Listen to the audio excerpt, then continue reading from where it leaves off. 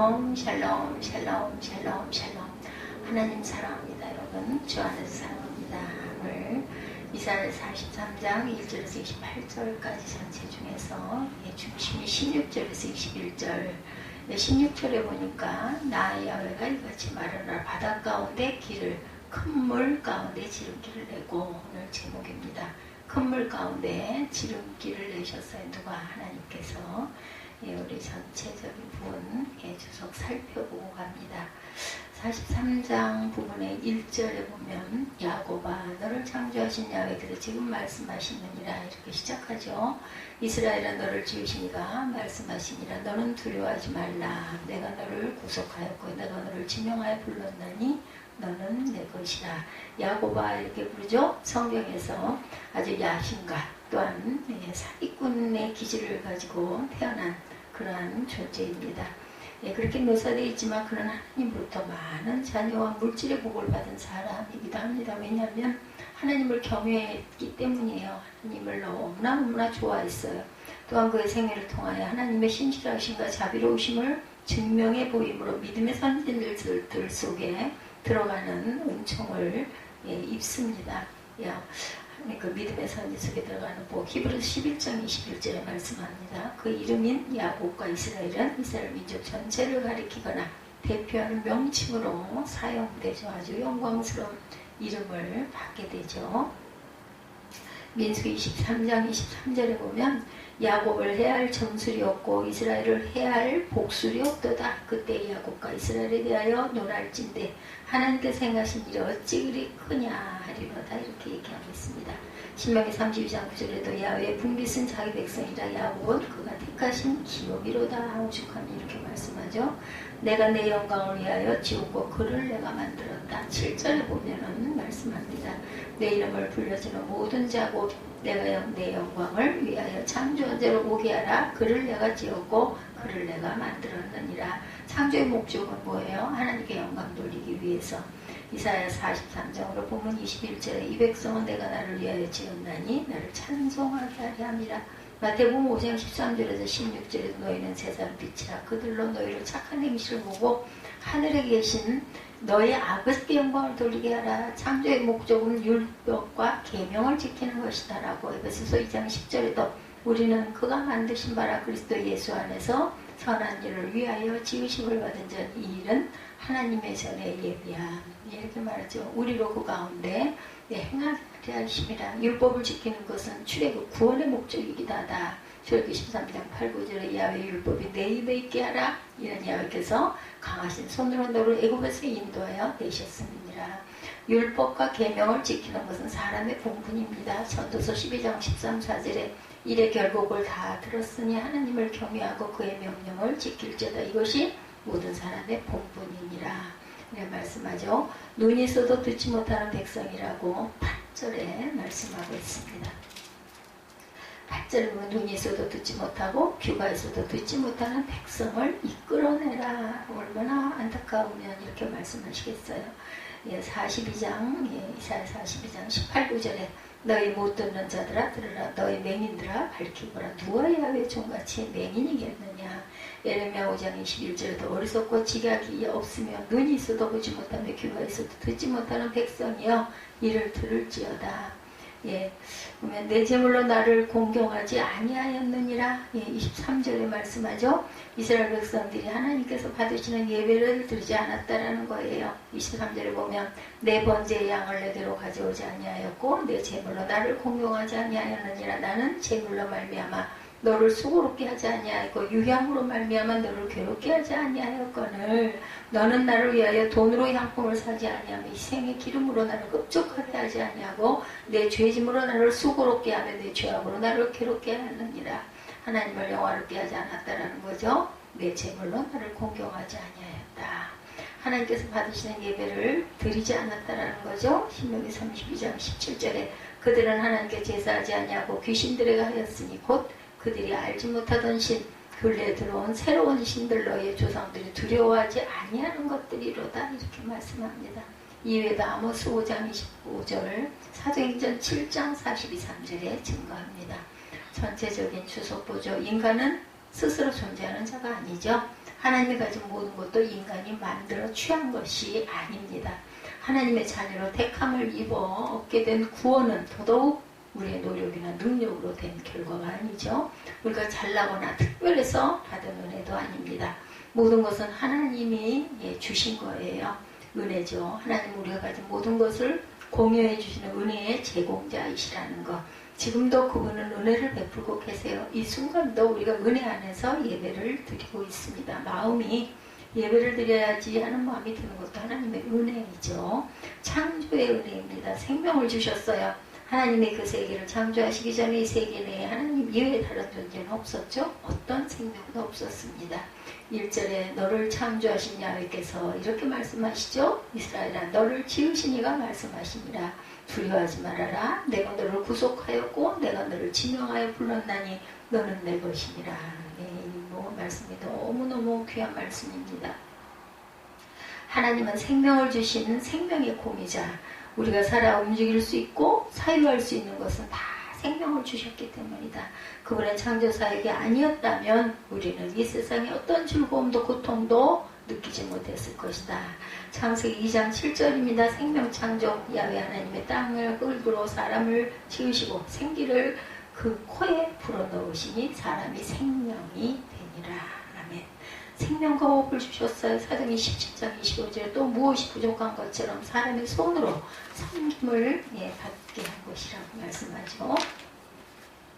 받으시는 것이 아니라 이는 만민에게 생명과 호흡과 만물을 친히 주시는 이십니다. 삶의 무대를 주셨어요. 태양계와 지구와 모든 우주 공간 역시 하나님이 창조하신 결과물이죠. 봅니다. 43장 3절에 보면 대저 나는 야훼 내 하나님이여 이스라엘의 거룩한 이여 내 구원자임이라. 내가 애굽을 너희 성령물로 구수와 스바를 너를 대신하여 주었느니라. 내가 내 눈을 보배롭고 존귀하고 내가 너를 사랑하였은즉 내가 내 대신 사람들을 내어주며 백성들이 내 생명을 대신하리니. 5절에 두려워하지 말라. 내가 너와 함께하여 내 자손을 동쪽에서부터 오게 하며 서쪽부터 너를 모을 것이며 내가 북쪽에서 이르기를 내놓으라. 남쪽에서 이르기를 가둬두지 말라. 내 아들들을 먼 곳에 이끌며 내 딸들을 땅끝에서 오게 하며 내 이름으로 불려지는 모든 자 곧 내가 영광을 위하여 창조한 자를 오게 하라. 그를 내가 지었고 그를 내가 만들었느니라. 그리고 8절부터는 이제 눈이 있어도 보지 못하고 귀가 있어도 듣지 못하는 백성을 이끌어내라 이렇게 말씀하죠. 삶의 무대를 이렇게 주셨어요. 태양계와 지구와 모든 우주 공간 역시 하나님의 창조의 결과물이고 하나님께서는 인간들이 살아갈 수 있는 공간이 필요하심을 아시고 인간들이 살아가도록 태양계를 만들어 주셨습니다. 그리고 인간들이 하나님의 크심을 조금이나마 알게 하도록 하기 위해 드넓은 우주 공간도 만들어 주셨어요. 그 모든 공간들은 인간에게 주어지죠. 하나님께서 인간들에게 스스로 만들어 주신 삶의 무대다. 하나님 그와 같이 배려가 크신 분이신 거죠. 천지창조 창세기 1장 1절이죠. 태초에 하나님이 천지를 창조하시느니라. 에덴을 주셨습니다. 2장 15절에 창세기 2장 15절 야훼 하나님이 그 사람을 이끌어 에덴 동산에 두어 그것을 경작하며 지키게 하셨다. 이렇게 청지기로 사명을 주셨던 거죠. 사랑의 대상들을 또한 주셨어요. 하나님께서 모든 동물들을 지으셨고 동물들을 지으시고 나서 아담에게 이끌어 오셨죠. 이름을 짓게 하시죠. 그러나 어떤 동물도 아담의 상대가 되지는 못합니다. 그렇다고 해서 아담이 절대자이신 하나님과만 교제할 수는 없었어요. 아담이 그 상태로라면 외로울 수밖에 없었죠. 그래서 하나님은 아담과 같은 수준의 인간을 창조하셔서 그가 아담과 사랑하도록 하와를 만드시죠. 사랑과 교제의 대상을 주십니다. 죄가 아직 침입하지 않은 세계에서 두 사람은 서로를 끔찍히도 사랑하고 위했겠죠. 하나님은 참으로 좋은 친구를 주셨어요. 배피를 주시죠. 창세기 2장 22절에 야훼 하나님이 아담에게서 취하신 갈빗대로 여자를 만드시고 그를 아담에게로 이끌어 오시니 서로 사랑하라고 말씀하죠. 면봉 13장 34절입니다. 세 계명을 너에게 주노니 서로 사랑하라. 내가 너희를 사랑한 것 같이 너희도 서로 사랑하라. 주관의 은혜를 베푸신 하나님입니다. 실어버리지 아니하신 하나님. 이상의 성급함과 같이 인간은 하나님으로부터 이루 말할 수 없이 크고 좋은 은혜를 수없이 받았습니다. 수의 혜택을 받았어요. 그러나 인간은 그것을 좋음을 망각한 채 하나님의 말씀을 거역해버리고 맙니다. 그들은 하나님을 버리죠. 그렇지만 하나님은 인간을 버리지 못하시는 하나님. 하나님께서 아담에게 찾아오셔서 그에게 옷을 만들어 지어 입혀주셨어요. 이것이 구원이죠. 구속의 은총입니다.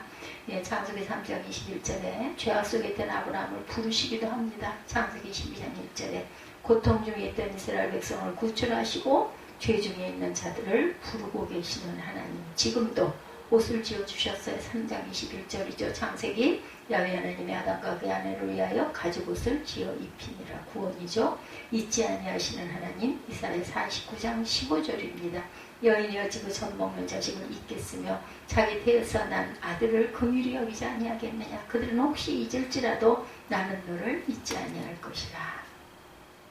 모든 자연을 또한 공급해 주셨죠. 하나님의 창조연에는 인간이 타락한 뒤에도 모든 인간에게 계속해서 제공됩니다.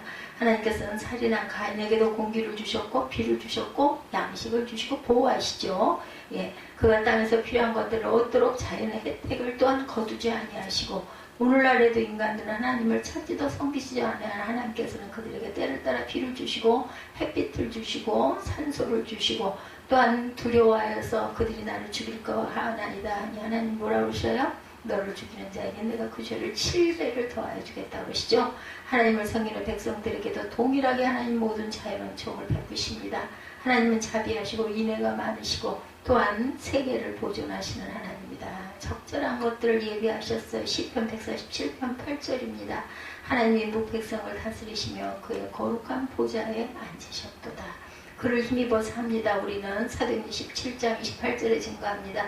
우리가 그를 힘입어 살며 기동하며 존재하느니라. 너의 시인 중 어떤 사람들의 말과 같이 우리가 그의 소생이라 하니. 이렇게 고백하죠. 악의 세력으로부터 지키시는 하나님. 하나님의 백성들도 세상 사람들 사이에 섞여 동일한 자연 은총의 혜택을 누리고 살죠. 그렇지만 그 상태로 내버려두면 그들도 세상 사람들과 같이 하나님을 잊고 땅에 의존하는 것으로 만족하며 살 수밖에 없어서 그 상태에 머물러서 그들도 픽병 하나님의 진노를 면하지 못할 것이기 때문에 자기 백성에게 자연 은총 외에 어떤 은총? 특별 은총을 내려주시죠. 특별한 은총의 내용은 1차적으로 말할 수 있는 것은 하나님께서 자기 백성을 계속해서 악으로부터 지키시기 위함입니다. 눈동자같이 지키신다고 시편 17편 8절이죠. 나를 눈동자같이 지키시고 주의 날개 그늘 아래 감추사 내 앞에서 나를 앞지 않은 악인들과 나의 목숨을 노리는 원수들에게서 벗어나게 하소서. 이렇게 고백합니다. 지키시는 자 이사야 26장 3절에 주께서 심지가 견고한 자를 평강하도록 지키시니 이는 그가 주를 신뢰함입니다. 그래서 구원의 은혜, 속죄의 은총을 주셨어요. 하나님의 악으로부터 자기 백성을 지키시는 보다 구체적인 내용은 첫 번째 것은 자기 백성을 죄에서 떠나게 하시는 것이죠. 인간은 악을 가진 상태로는 결코 하나님께 나아갈 수가 없었어요. 그런 이유로 하나님은 자기 백성이 악과 결별하도록 조치를 하시죠.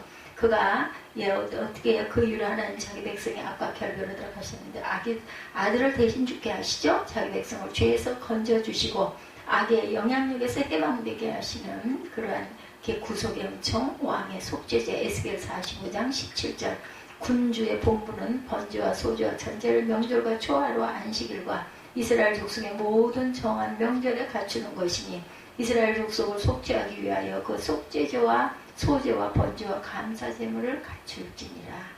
영원한 속죄 히브리서 9장 12절입니다. 염소와 송아지의 피로 하지 아니하고 오직 자기의 피로 영원한 속죄를 이루사 단번에 성소에 들어가게 하셨느니라. 성화입니다.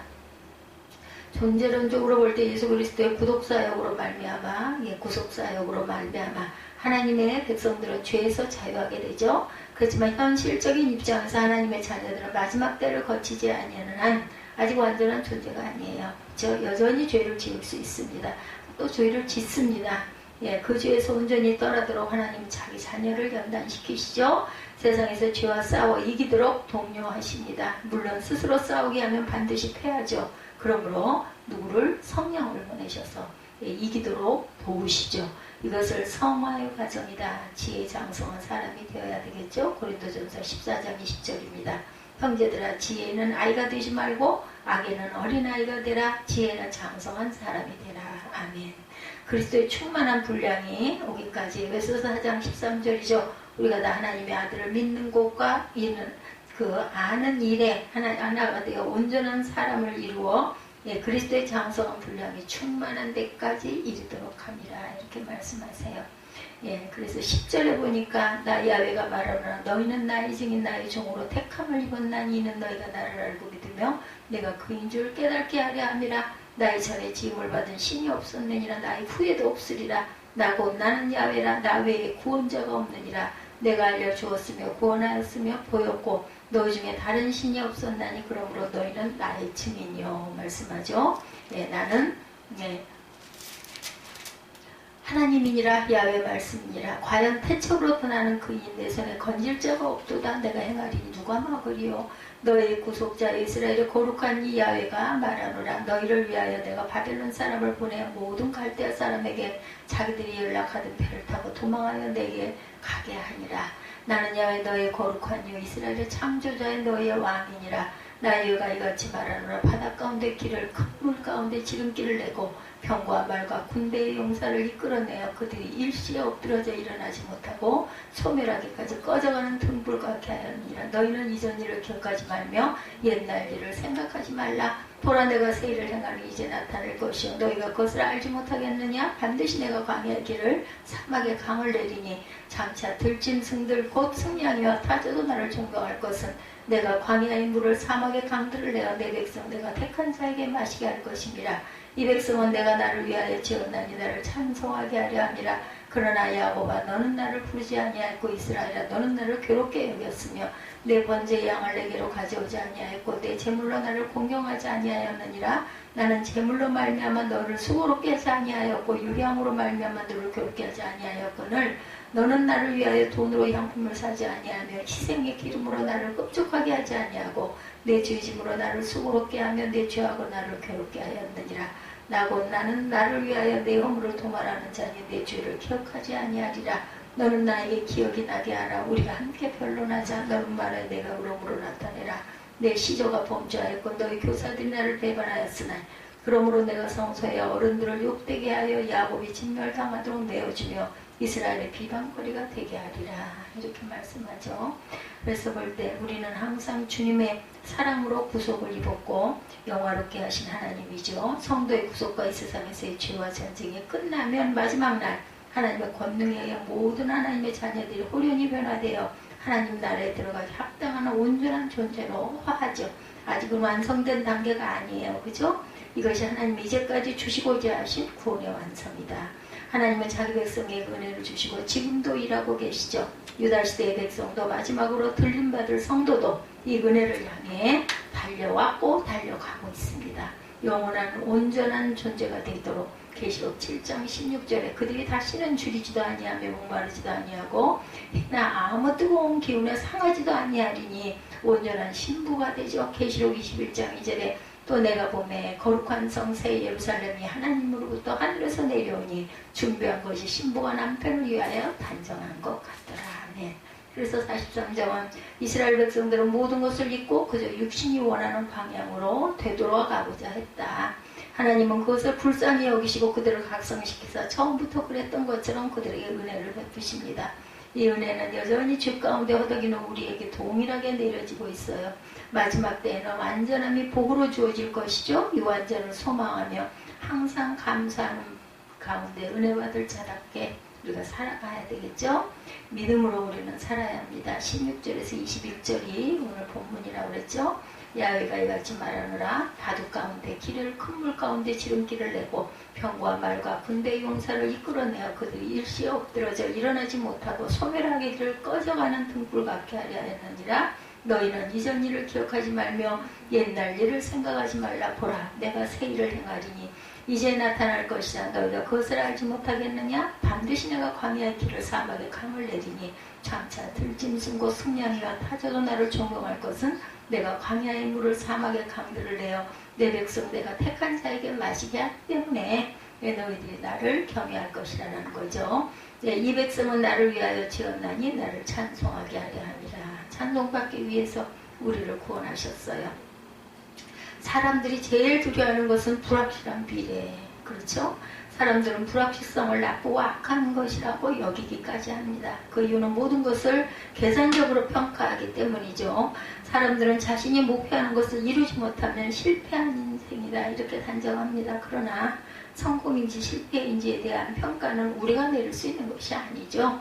인생은 우리 자신이 혹은 세상이 정한 기준에 따라 수학적으로 계산할 수가 없어요. 올바른 평가는 오직 하나님만이 하실 수가 있죠. 영적인 삶, 믿음의 삶은 도리어 그 미래가 불확실합니다. 믿음의 삶은 미래가 불확실하다. 아브라함은 갈 바를 알지 못하고 하나님의 약속을 따라 걸었어요. 믿음의 삶은 불확실한 미래를 걸어가는 것이라는 것. 보이지도 않아요. 그죠? 알 수가 없어요. 그래도 성령께서 가라 하면 우리가 가고 오라 하면 오는 것을 하나님께서는 기뻐하시죠. 예수께서 성령으로 난 사람을 가리켜 마치 바람 소리는 들어도 어디서 와서 어디로 가는지 알지 못하는 것과 같다. 어디에서 와서 어디로 무엇 때문에 사는지를 모르는 갈 바를 모르는 자들 같다라고 말씀합니다. 불확실한 삶. 성령으로 난 사람은 어디로 갈지 모르고 가는 불확실한 미래를 향해 가는 사람이다. 성령의 역사하심은 예상할 수 없고 계산할 수도 없다라는 거죠. 또한 하나님의 평가는 우리의 계산법과는 다릅니다. 그러므로 믿음의 적은 우리가 만들어낸 확신이죠. 우리 스스로 만들어낸 확실성이 도리어 참된 믿음을 가로막을 수도 있다. 우리의 경험, 그랬었으니까 이럴 거야 하는 추측, 그런 것들이 문제죠. 그게 바로 우리의 하나님의 믿음을 약하게 하는 눈에 보이는 안목의 정욕. 눈이 참 필요해요. 볼 수 있는 눈이 있는 게 얼마나 감사한지 모르는데 그 눈이 빨리 평가를 해버립니다. 그냥 그죠? 오스왈드 챔버스 목사는 모든 인간적인 확신들은 영적인 죽음을 가져온다 이렇게 말합니다. 체스터턴도 모든 인간적인 확신은 죽음 확신이다 이렇게도 말합니다. 영적 분별력이 있었던 사람들은 인간적인 확신이 도리어 하나님과 동행하는 믿음의 삶을 방해한다라고 경고합니다. 왜냐하면 그냥 그렇게 생각해버려 단정지어버리기 때문에. 왜냐하면 믿음이란 나 자신에 대하여 죽음을 선포하는 것이기 때문이다. 나 자신에 대하여 포기하는 것을 의미한다라는 거죠. 전능하신 그분을 의지하고 따라가는 것이기 때문입니다. 따라서 믿음의 삶은 미래의 불확실성을 두려워하는 것이 아니라 도리어 그것을 기뻐하는 것이죠.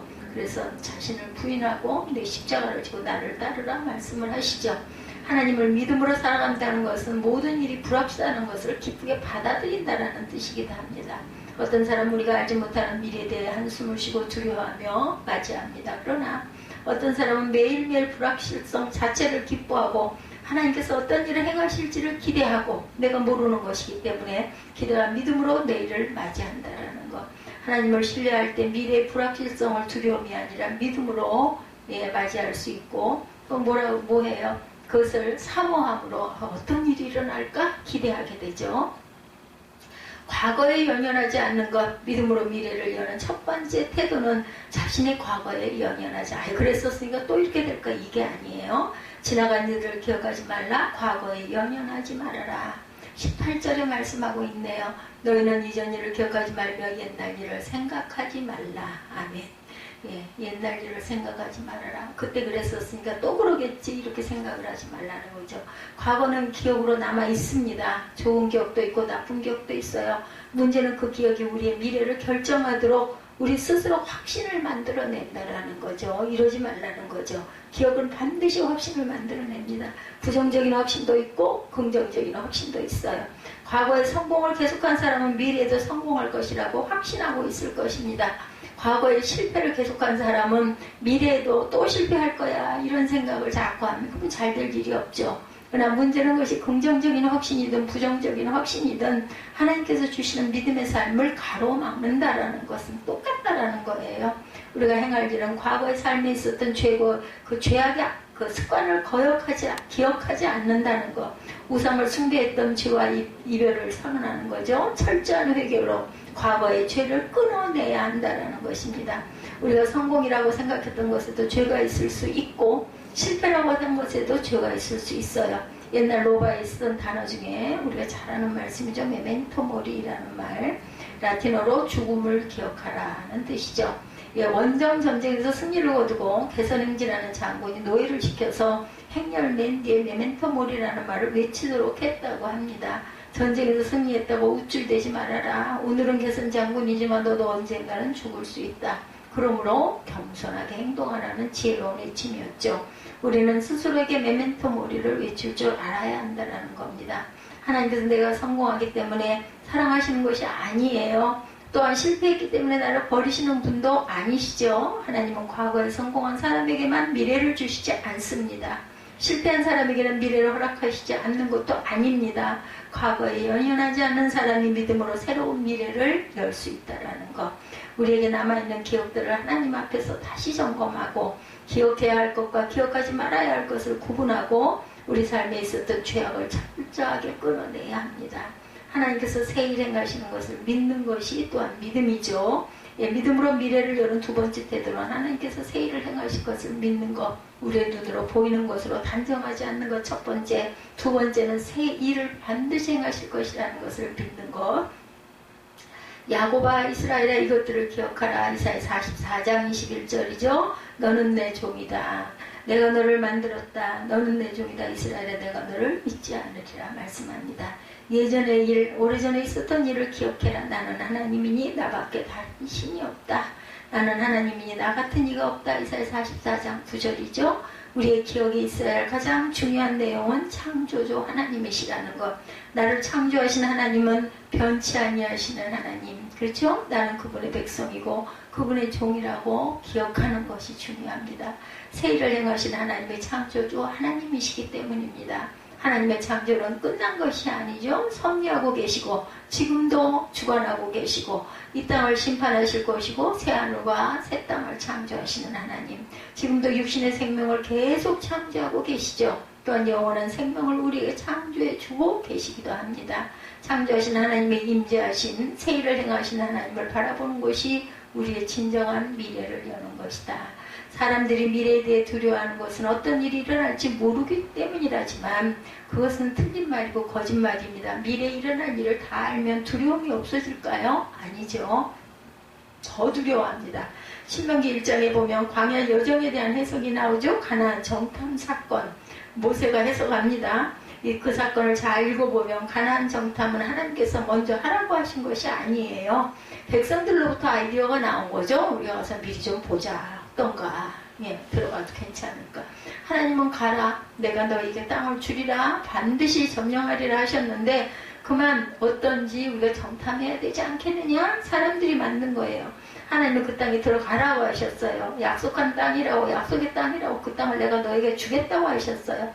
그리고 두려움 없이 놀라지 말고 겁내지 말고 가라고 하셨는데 백성들의 마음에 두려움이 생기죠. 그래서 모세가 정탐꾼 12명을 보낸 것이죠. 확실성을 갖기 위해서 계획을 해야 돼. 잘 정탐을 하자. 미래의 불확실성을 제거하기 위해 정탐을 했는데 두려움이 없어졌어요. 10배로 늘어났어요. 그죠? 12명 중에서.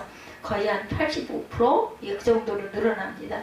하나님은 우리에게 나침판을 주셔요. 나침판은 가만히 있으면 아무 소용이 없어요. 움직여야 되죠. 한 걸음 한 걸음 나아갈 때 나침판이 방향을 인도합니다. 하루하루 창조주 하나님께 새 일을 행하실 것을 기대하며 그 하나님은 변치 않으시는 신실한 하나님임을 믿고 걸어야 돼요. 걸음을 떼야 됩니다. 이사야 선지자가 예언을 줄 때는 이스라엘 역사 중에 가장 어두웠던 암흑기였죠. 오늘 본문 바벨론에 의해 남왕국 유다가 멸망한다는 예언이 주어진 직후입니다. 이 내용이 정치, 도덕, 경제, 외교가 붕괴되고 미래가 보이지 않는 때였어요. 심판이 임박한 때입니다. 근데 하나님께서는 어떤 약속을 주셨는지 보면 뭐라고 말씀하세요? 19절 20절에 보라 내가 새 일을 하고 있다. 이제 막 솟아나고 있는데 너희는 느끼지 못하느냐? 내가 광야에 길을 내고 사막에 강을 만들고 있단다. 들짐승과 지컬과 부엉이가 나를 공경할 것이다. 내가 광야에 물을 내고 사막에 강을 만들어 내가 택한 백성들이 마시게 할 것이다. 이렇게 말씀하시죠. 가장 불확실한 미래를 앞둔 이때 나라가 소멸될 것 같은 바로 이때 가장 확실한 하나님을 바라보라고 말하죠. 놀라운 말씀을 하고 계십니다. 어떻게 봐. 절망인데 죽을 것 같은데 그런데도 바라보라고 그러시죠. 바라보는 자에게는 어땠어요? 생명을 주셨죠. 불뱀에 물렸을 때 모세가 백성들이 나 우리 죽는다고 기도해달라고 했을 때 하나님께 기도했을 때 하나님 뭐라고 그러세요? 녹뱀을 세워놓고 그것을 바라봐라. 그거 바라보는 자는 내가 살려주겠다. 그걸 정말 순종해서 바라보는 자들은 생명을 구원을 받죠. 이것이 구원의 역사라는 거 바라볼 줄 알아야 돼요. 상황을 보면 안 돼요. 하나님께서 하신 말씀을 믿고 바라볼 줄 알아야 된다.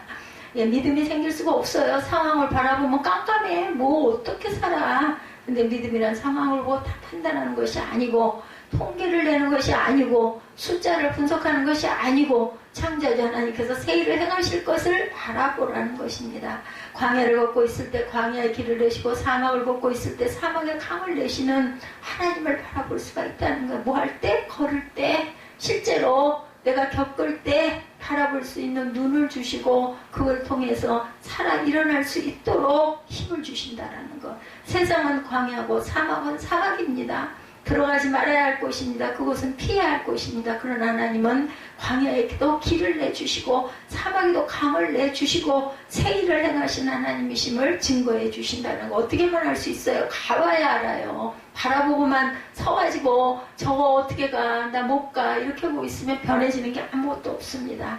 발을 딛고 했을 때 그저 요단이 갈라졌어요. 지팡이를 내밀고 외쳤을 때 물이 서죠. 예, 그런 것처럼 사람들이 생각하는 새 일은 광야를 피하는 것인데, 사막을 피하는 것인데, 하나님의 새 일은 광야에 길을 내고 사막에 강을 내는 것이죠. 내가 결코 들어서지 말아야 할 것 같은 그 길로 들어섰다고 생각했을 때, 행했을 때 하나님을 바라보고 피할 길을 내시는 하나님이시라는 것. 새 일을 행하신 하나님을 바라보며 내 일을 열 수 있기 바랍니다. 뭐가 있어야 될까요? 믿음과 용기가 있어야 되겠죠? 담대함이 있어야 됩니다. 놀라지도 말고 겁내지도 말고 쫄지도 말고 하나님이 하라 하셨으니 나는 믿음으로 행합니다. 행함 있는 믿음을 시작하라는 것입니다. 하나님은 이 나라와 민족을 버려두지 않으시죠. 한국교회를 버려두지 않으셨어요. 우리의 삶을 내버려 두시는 분이 아니시고 천지를 창조하신 하나님에 대한 믿음, 그리고 새 일을 행하신 하나님, 우리 마음속에는 모든 두려움을 쫓고 전능자의 그늘 아래 머물겠다는 믿음으로 나아갈 때 새로운 길이 열리는 거예요. 가만히 서 있으면 안 열려요. 발길을 내딛었을 때 길이 열립니다. 하나님을 찬양하며 미래를 맞이하는 것, 믿음으로 미래를 여는 세 번째 태도는 새 일을 행하신 하나님을 뭐해라? 찬양하라는 거예요. 미래를 맞이하는 것입니다. 찬양할 때 이 백성은 나를 찬양하게 하려고 내가 손수 만든 사람이다. 21절에 말씀하죠. 내가 나를 위하여 지었나니 나를 찬송하게 하려 함이라. 예, 이렇게 말씀하고 계세요. 예, 우리 계산의 기준은 목표를 달성한 성공인가 아닌가에 있습니다. 그러나 하나님의 계산의 기준은 가장 불확실한 미래를 눈앞에 두었지만 하나님을 찬양하고 있는가예요. 예, 실망하지 않고 절망하지 않고 그냥 나는 죽을 거야 하고 굴을 파지 않고 찬양하는 거, 목소리를 높이고 하나님을 눈을 들어 위를 하나님을 바라볼 줄 아는, 욥은 고난 속에서 하나님을 찬양하죠. 다니엘도 신실하신 하나님을 찬양합니다. 고난을 맞았을 때 하나님을 찬양하는가 아니면 하나님을 원망하는가가 성공과 실패의 기준이라는 것. 하나님께서 우리를 창조하신 목적이 하나님의 찬송을 부르게 하려 함이라고 말씀하고 계시죠. 반드시 우리 인생에 대한 목적은 세상의 계산법과 다릅니다. 어떤 상황 속에도 하나님을 찬양하고 있다면 하나님은 우리에게 새로운 미래를 열어주실 것이죠. 또 우리가 도저히 시험에 합격했기 때문만은 아니고 하나님을 찬양한 일을 포기하면 계속 시험이 주어져요. 합격하지 못했기 때문에 우리는 그럴 때일수록 더욱더 찬양을 할 줄 알아야 되겠다.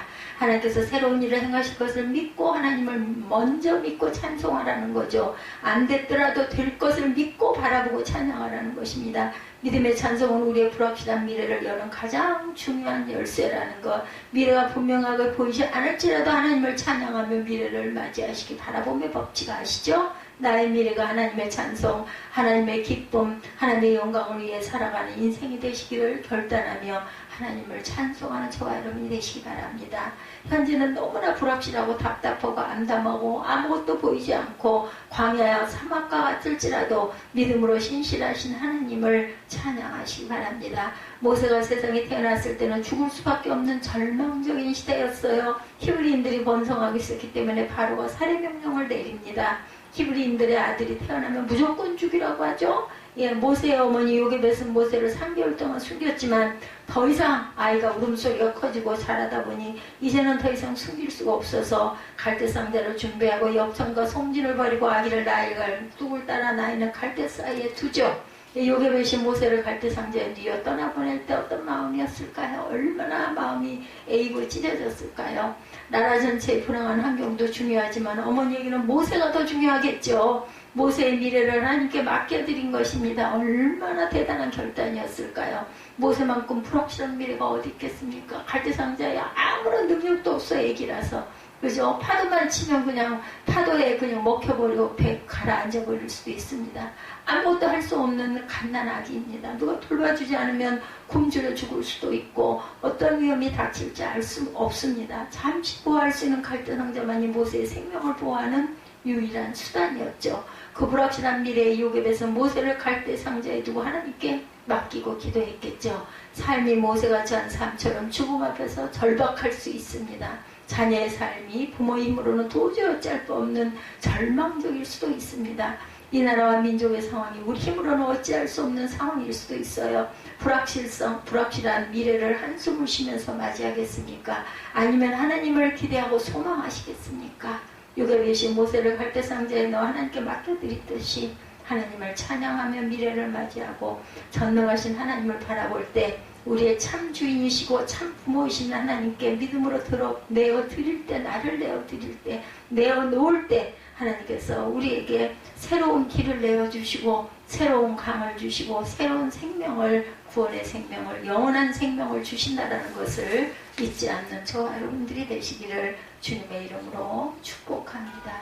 우리 귀한 말씀 참 은혜가 있네요. 네, 저만 그런가요? 19절부터 24절, 21절까지 21절까지 18절부터 21절까지 합독합니다. 너희는 이전 일을 기억하지 말며 옛날 일을 생각하지 마라. 보라 내가 새 일을 행하리니 이제 나타날 것이라. 너희가 그것을 알지 못하겠느냐. 반드시 내가 광야의 길을 사막에 강을 내리니 장차 들짐승 곧 승냥이와 타조도 나를 존경할 것은 내가 광야의 물을 사막의 강들을 내어 내 백성 내가 택한 자에게 마시게 할 것임이라. 이 백성은 내가 나를 위하여 지었나니 나를 찬송하게 하려 함이라. 아멘.